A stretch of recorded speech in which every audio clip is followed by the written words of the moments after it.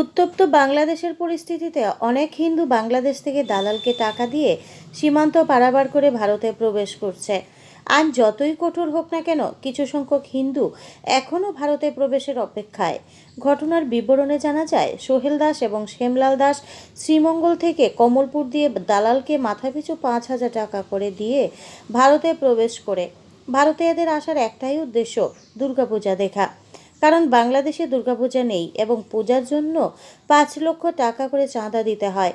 অসম্ভবকে সম্ভব করতে বাংলাদেশ থেকে সোহেল দাস এবং শ্যামলাল দাস ভারতের উদ্দেশ্যে পাড়ি দেয়।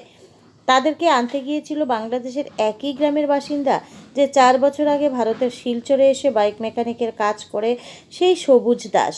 সবুজ দাস দুই বন্ধুকে আনতে গিয়েছিল, কিন্তু বিএসএফের কড়া নজরদারিতে মালাকার বস্তির বিওপি তাদের আটক করে ধর্মনগর রেল স্টেশন থেকে শুক্রবার বিকেলে ধর্মনগর থানার পুলিশের হাতে তুলে দেয় শুক্রবার রাতে।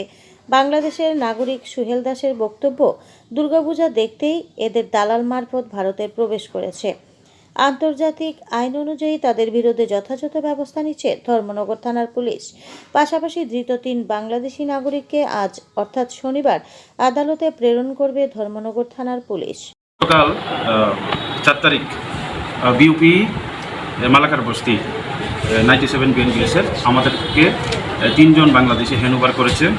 তো অ্যাকর্ডিংলি আমরা পাসপোর্ট এক সেকশনে এফআইআর রেজিস্টার করেছি এবং তদন্তকারী অফিসার আমি নিজেই তারা ক্রস করেছি কমলপুর ইন্দো বাংলা বর্ডার দিয়া এবং এখানে ধর্মনগর স্টেশনে বিএসএফের হাতে ওরা আটক হয়েছে আর কি।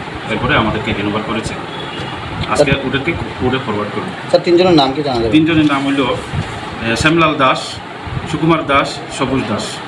ওদের বক্তব্য হলো শিলচরে গিয়ে ওরা দুর্গাপূজা দেখবে। Bureau report, voice 24.in।